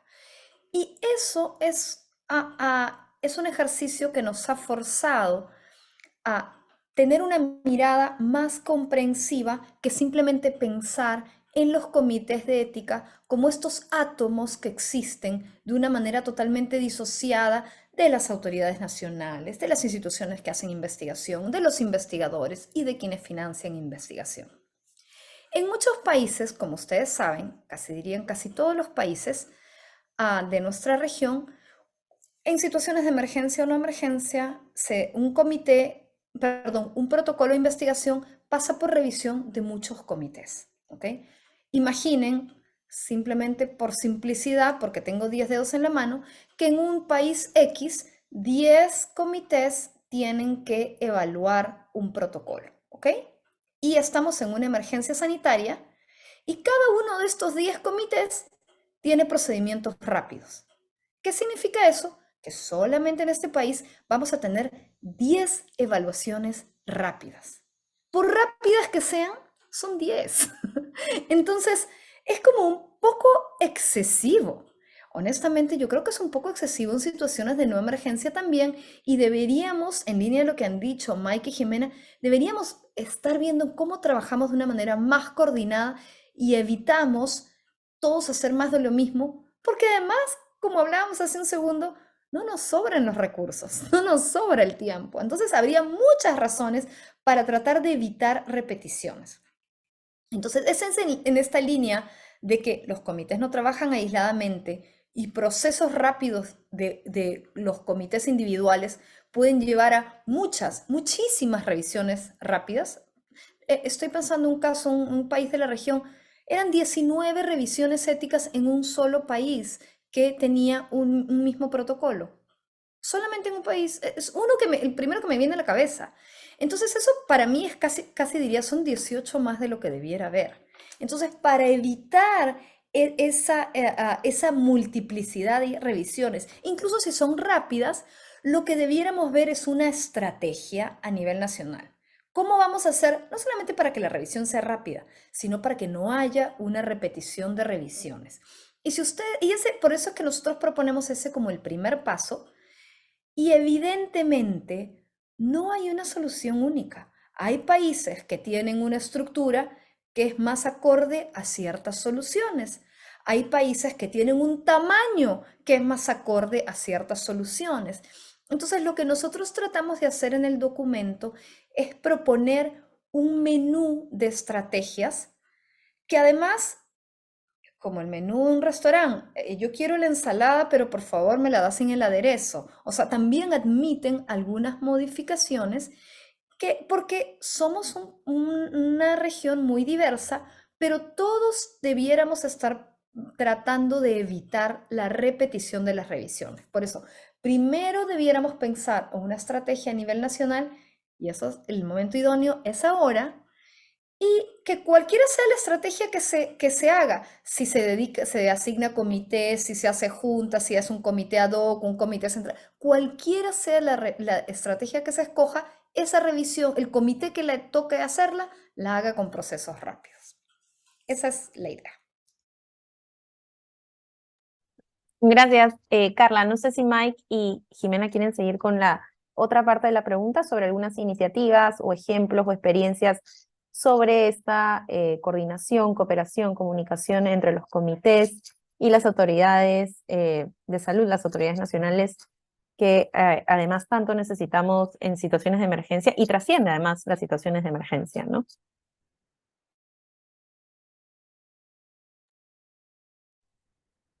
Bueno, yo solo puedo comentar que en la experiencia de nuestro país se constituyó un comité ad hoc para justamente trabajar y ver en estas situaciones cómo se iba a proceder, pero sin embargo yo les decía, esto fue más bien reactivo y no anticipatorio, y por lo tanto probablemente el trabajo que realizó ese comité no fue tan oportuno, en el sentido que ya habían muchos ensayos que se estaban llevando a cabo cuando el trabajo de este comité partió, ¿ya? Por eso es que yo hacía énfasis en lo que propone este documento, es que cómo nos anticipamos a una nueva situación así, ¿ya? En el caso de nosotros como experiencia de articulación, yo les podría decir que, bueno, la Oficina de Bioética de alguna manera del Ministerio de Salud es un referente para los comités de ética científico, porque los comités de ética científico se acreditan ante la autoridad sanitaria. Entonces, esta oficina, además de ser un referente, tiene como función el fortalecimiento del trabajo de los comités y la contribución en la capacitación de lo que estos comités hacen, ¿ya? Es así como en julio pasado tuvimos un gran seminario con comités de ética científicos acreditados del país, en que tuvimos el gusto de que nos acompañara Carla Sáenz también, de manera de promover nosotros actividades para compartir con los comités capacitación y destinada, digamos, no solo a profesionalizar más el trabajo que se hace, sino que también a aunar criterios para evitar que hayan discrepancias entre los comités o que los investigadores digan que no todos los comités de alguna manera los evalúan de forma similar, o que hay comités más exigentes que otros, etc. Entonces, tratamos de ver eso y también pesquisamos con ellos cuáles son las brechas normativas que tenemos para poder ir haciendo una evaluación más estandarizada, ¿ya? Yo creo que existe la posibilidad realmente de poder articular de una buena manera, recogiendo siempre desde los comités cuál es su experiencia del trabajo cotidiano, para poder entender mejor a qué se enfrentan ellos y nosotros dar una respuesta normativa acorde a las necesidades que ellos tienen en ese sentido, ¿ya? Así que a mí me parece que no es complejo, o sea, se requiere, por supuesto, un trabajo activo y de una permanente comunicación y de un trabajo conjunto, armonizado, pero no es tan complejo en el sentido de que si uno tiene la intención de aunar los objetivos de cómo podemos hacer una mejor evaluación ética científica, siempre teniendo en el centro la rigurosidad del cuidado de la población que participa, me parece que puede ser perfectamente factible, ¿no?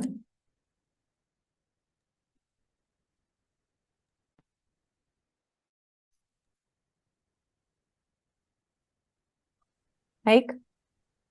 So this is an Esto endemic issue, I think, in a lot of places. constituye un tema endémico, y si yo pudiese resumirlo en una oración, es que al momento de considerar lo que contribuye a la duración de las aprobaciones, queremos aumentar la relación de debida diligencia a burocracia. Y en el Caribe, dado que tenemos ministerios de salud, pero la mayoría de los países no tienen autoridades reguladoras para, por ejemplo, las instituciones farmacéuticas, la coordinación es un tanto diferente, pero sí hemos realizado algunas cosas que me parece que son útiles. Por un lado, la Universidad de las Indias Occidentales, que incluye a prácticamente cada uno de los países caribeños angloparlantes, ha establecido un protocolo para realizar el análisis de la recolección de datos en los diferentes países, y hasta hace poco tiempo, antes de la COVID, de hecho, Los investigadores estaban trabajando en diferentes países del Caribe y tenían que ir a los comités de ética en la investigación a cada uno de los países individualmente y darán cuenta ustedes que la carga era enorme en algunos de estos casos. Entonces ahora tenemos un sistema integrado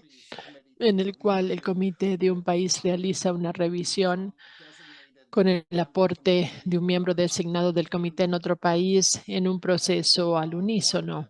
Y parte de esto constituye una innovación tecnológica porque hemos pasado, por ejemplo, a un sistema de seguimiento de las propuestas en línea que utiliza la universidad y podemos hacerlo de manera simultánea. A nivel de las conversaciones entre los ministerios de salud y los comités de investigación, de ética en la investigación, hay gran variedad. En Barbados somos singulares, según sabemos. Hay un memorando de entendimiento que nos permite funcionar como un comité nacional para realizar el servicio para el Ministerio de Salud. Entonces, en Barbados se hace todo de manera centralizada, pero en otros países, por ejemplo, el panorama, el paisaje en Trinidad es mucho más complejo, así como en Jamaica. Vi aquí en la audiencia que hay algunos colegas de Trinidad conectados. Sé que están realizando esfuerzos para abordar este tema allí, pero no tengo conocimiento especializado sobre esto. Me imagino que algunas de las personas aquí conectadas sí tienen ese conocimiento.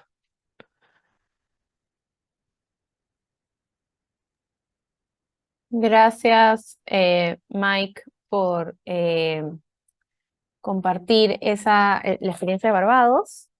Quería ahora hacer una pregunta sobre los estándares de ética de la investigación. Algo que también sabemos es que no importa si es que estamos en una emergencia de salud, los estándares de ética de la investigación siempre aplicables, ¿no? a los protocolos de investigación siempre son los mismos, ¿no? No hay por qué relajar esos estándares éticos. Una de las preguntas es, si tenemos tantos comités de ética, ¿cómo nos aseguramos que todos apliquen estos estándares éticos de manera adecuada, ¿no? ¿Cómo asegurar que los comités durante emergencias apliquen, deliberen sobre los protocolos de investigación en adherencia a los estándares éticos de la investigación? No sé si alguien tiene algún comentario sobre esto. Yo tengo un comentario sobre esto y mientras que doy el comentario voy a poner aquí el enlace a los estándares éticos internacionales, que son las pautas Yo de solo quisiera aportar que a lo mejor justamente la idea de proponer una articulación centralizada de la evaluación de los proyectos y probablemente en una entidad constituida por distintos representantes de comités de ética científica podría ser justamente una forma que permita una armonización o una evaluación.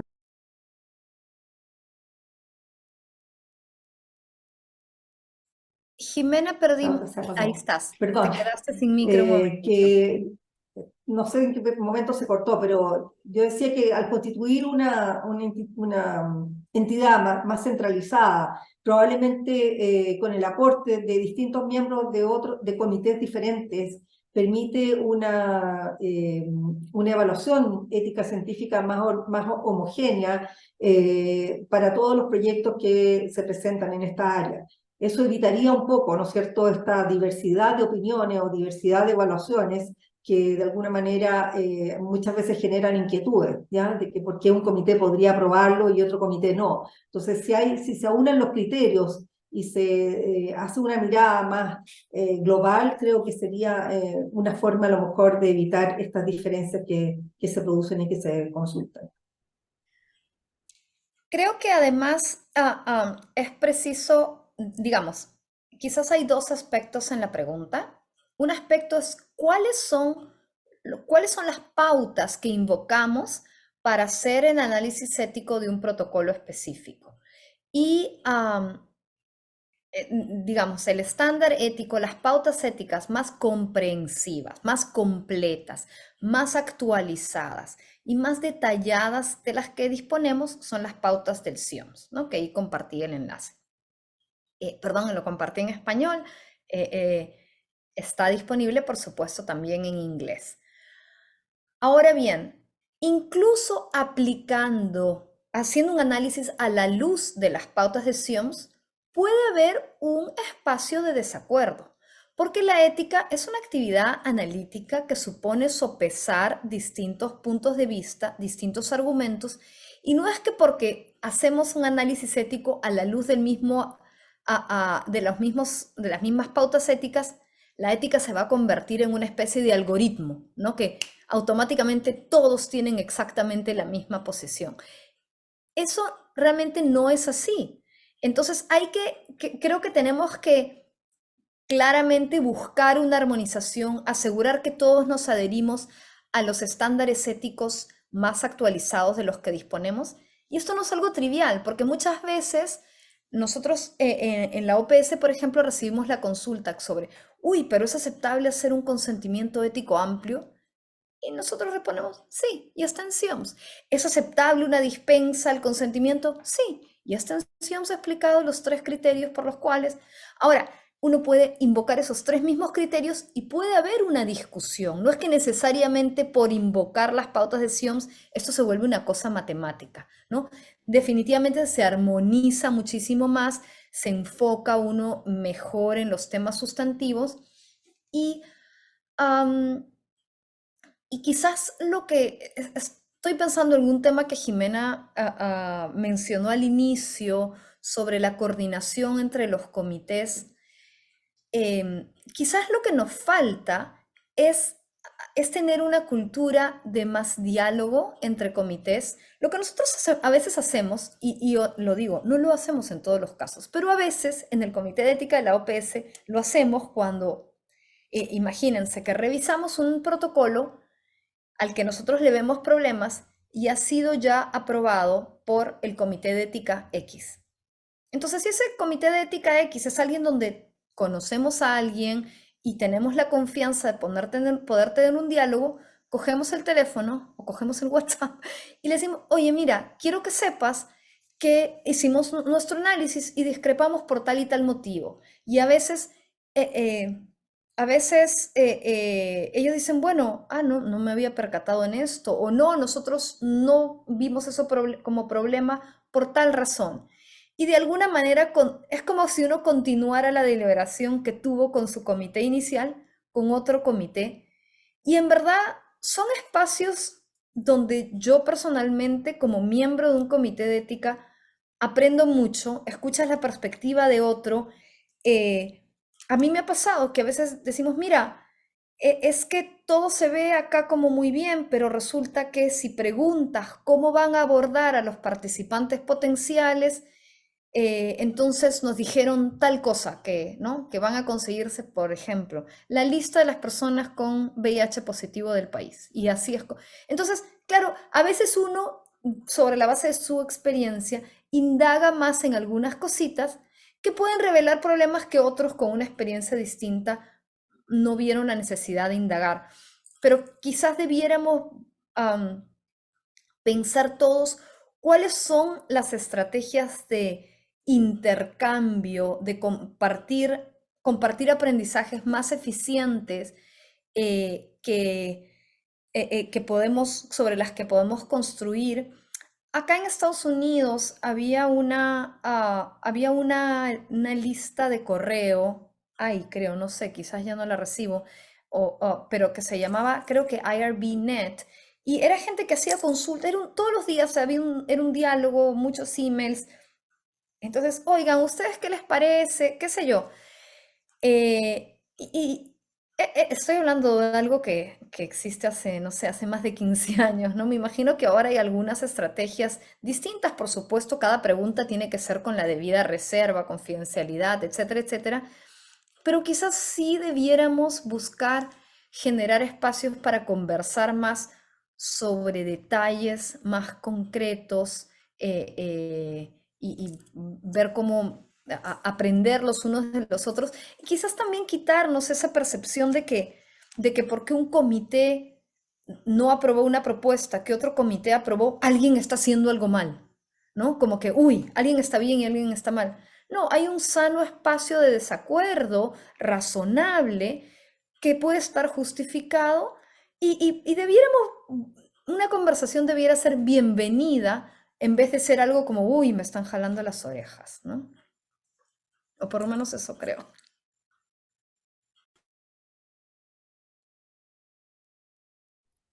Gracias. Mike, tal vez tú quieres agregar algo sobre ese tema. Pasamos a otra pregunta.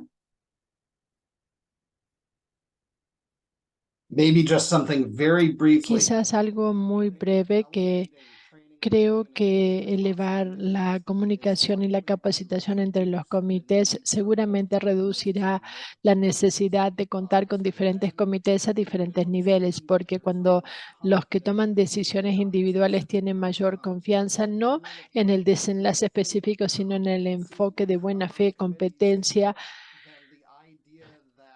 la idea de que la geografía de la revisión tiene que estar tan segmentada y contar con tantas capas, esto pierde relevancia. Gracias. Una cosita, estaba leyendo las preguntas y una cosita por agregar, construyendo sobre lo que dijo Mike y varios comentarios, y varias preguntas también, es que creo que no confiamos, un comité no confía en el otro, una institución no confía en la otra. Y debiéramos estar buscando generar esa confianza, porque uno puede proponer desde la autoridad sanitaria una medida como, bueno, ahora revisa uno, qué sé yo, pero si no hay confianza entre los comités, entre la capacidad de que estamos haciendo esto de una manera seria, que no significa que es una cosa de infalibilidad, ni que hay un algoritmo, ni una única respuesta correcta. Pero si no construimos esta confianza, ninguna de las soluciones posibles funcionaría.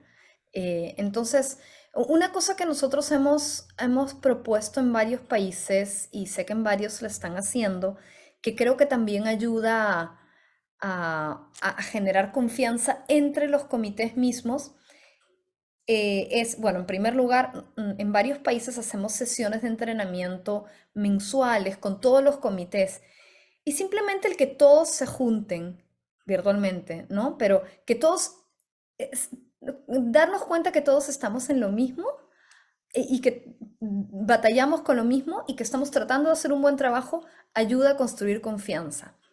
Pero además lo que yo había propuesto mucho, y de hecho lo hacíamos en el Comité de Ética de la OPS, es hacer un sistema de pasantías en que en un comité, imagínense que uno está o en un comité nuevo o es una persona nueva en un comité y pide que ir como de observador a observar la deliberación de otro comité. Entonces, eso genera una relación más cordial, más colaborativa entre distintos comités y además resuelve necesidades de entrenamiento más rápido, porque uno normalmente busca el entrenamiento que es más estructurado, pero lo más difícil de aprender, creo que todos lo hemos pasado, es hacer un análisis ético. Entonces, eso creo que ayuda. Y bueno, Sara, perdón, adelante. Bueno, la verdad que ya han tocado de cierta forma mi última pregunta. Antes de decirle al doctor Lema, acá menciona si se pueden incluir en las sesiones de entrenamiento mensual. Tal vez puedas, Carla, rápidamente explicar cómo es que se hacen. Sí, tenemos con varios países en curso sesiones mensuales de entrenamiento, pero son sesiones que nosotros como OPS coorganizamos con la autoridad sanitaria.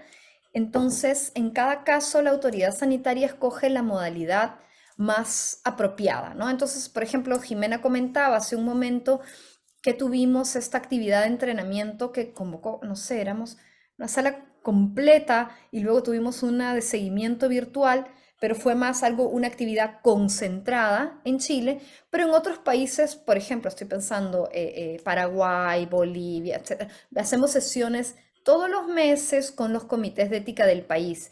Y bueno, quien convoca es la autoridad sanitaria, con lo cual nosotros como OPS es como que no invitamos a personas de otros países, pero siempre es bueno recordar que esta opción está disponible para las autoridades sanitarias que quisieran hacer un plan de entrenamiento más continuo con la OPS.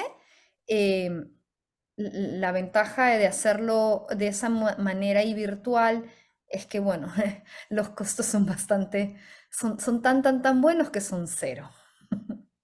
Bien, gracias, Carla. Veo que hay muchas preguntas sobre las revisiones multicéntricas por múltiples comités de ética y bueno, eso está muy bien porque además esta es una de las recomendaciones para conceptualización, ¿no? Y entonces, digamos, es útil que estemos conversando sobre esto. Y tal vez solamente quiero hacer una pregunta antes de terminar la sesión.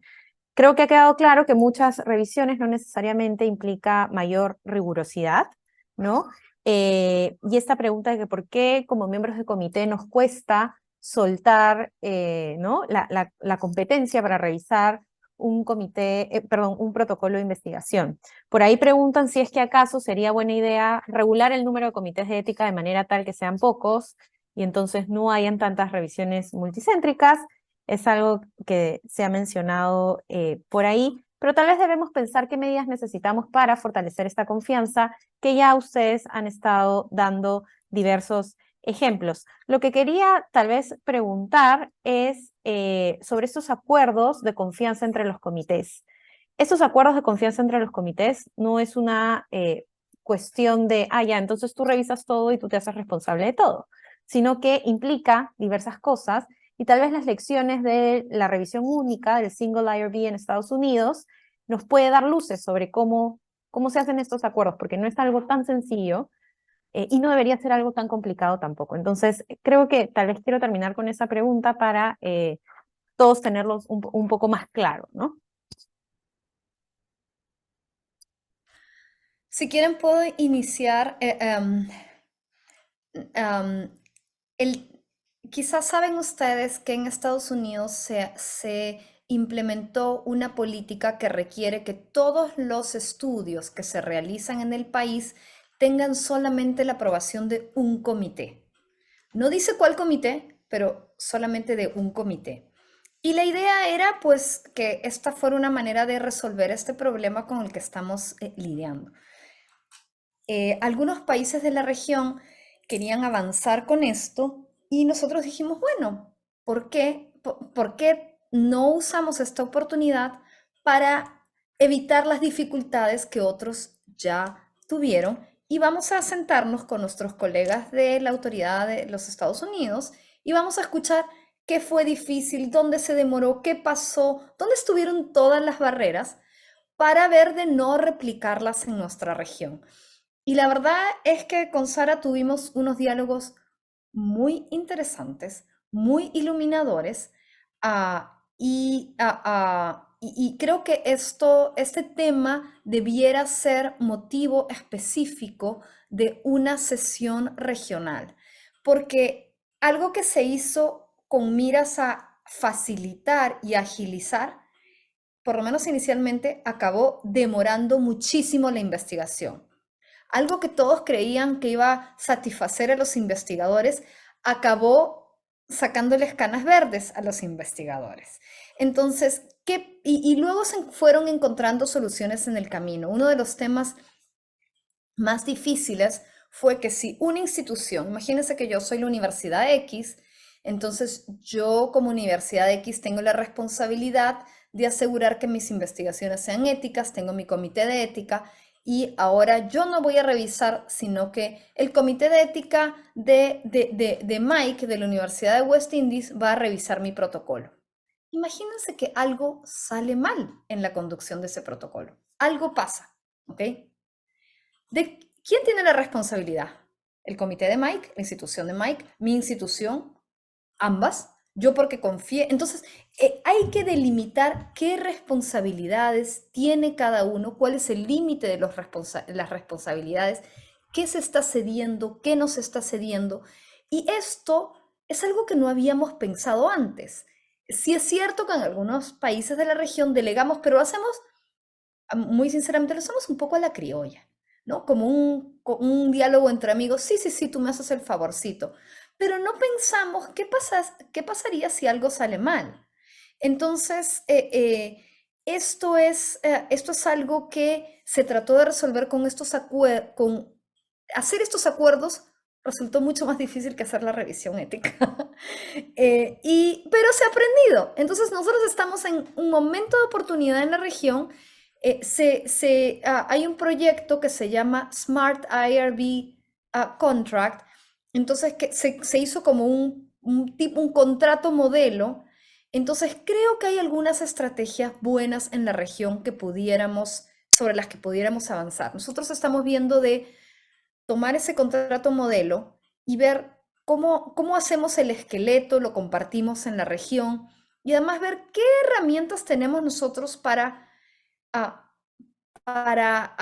evitar algunas de las cosas que fueron desafiantes en los Estados Unidos. Pero creo que ese es el tema del que más vamos a hablar en lo que viene a futuro. Creo que es un tema en que nos toca aprender mucho, pensar creativamente, porque también es cierto que hay otras estrategias que hemos usado en la región que también deberíamos estar explorando. Por ejemplo, ¿qué tal si en vez de que 4 comités revisan, decimos, no, mira, no son revisiones independientes, deliberamos todos juntos, 2 de cada comité ok, o que en vez de que todos revisan, uno decide, mira, yo voy a emitir una decisión, pero yo no voy a deliberar, sino que voy a adoptar tu deliberación y saco mi dictamen. Digamos, hay algunas opciones y deberíamos estar tratando de explorar este menú de opciones y ver qué es lo más apropiado para cada espacio de nuestra región. Incluso ver qué podemos hacer para pilotear algunas de estas de estas posibles iniciativas, ¿no? Si ustedes van, ya sé que nos estamos quedando sin tiempo, pero si ustedes van al catalizar, verán que en la sección donde hablamos de algunas experiencias en la región hay una mención, un par de experiencias en Argentina, que son un poco novedosas para evitar duplicaciones y quizás tendremos que invitar también a esos colegas y que nos compartan su experiencia de primera mano, además ver la experiencia de Estados Unidos de Smart IRB y tener un diálogo que nos ayude a todos a mejorar en este tema. Bien, muchas gracias. Creo que hemos terminado con las preguntas por hoy. Te doy el pase para que nos despidas. Mike, Jimena, 1.000.000 de gracias por compartir su reflexión, su experiencia. Creo que rascarnos la cabeza juntos, pensar juntos, nos ayuda no solamente a encontrar mejores soluciones, sino especialmente a nosotros en OPS, a tener la sensibilidad sobre los desafíos específicos que tienen muchas características comunes, pero también pueden ser muy distintos en la región. Y bueno, en el espíritu de que muchas de nuestras recomendaciones son para la conceptualización, les agradecemos toda sugerencia. Voy a poner aquí bioethics@bajo.org. Sabemos que hay gente que está haciendo tesis, está haciendo investigaciones sobre temas de ética de la investigación, tesis de maestría o de doctorado. Si quieren tomar alguno de estos temas y compartirlo con nosotros, se los agradecemos muchísimo. Creo que nos falta, hemos avanzado mucho, toca tomar acción ahora, acción activa, cosas que podemos implementar ya, pero también tenemos que seguir pensando juntos. 1.000.000 de gracias, que tengan una buena tarde y vamos como siempre a distribuir la grabación y también las diapositivas en ambos idiomas la semana que viene por medio de la lista de investigación ética que Sara les acaba de compartir. Mil gracias de nuevo, mil gracias a nuestros intérpretes, a nuestros colegas que nos apoyan para hacer que esta sesión sea posible. Gracias a todos por estimularnos constantemente. Que tengan una buena tarde. Gracias por la invitación.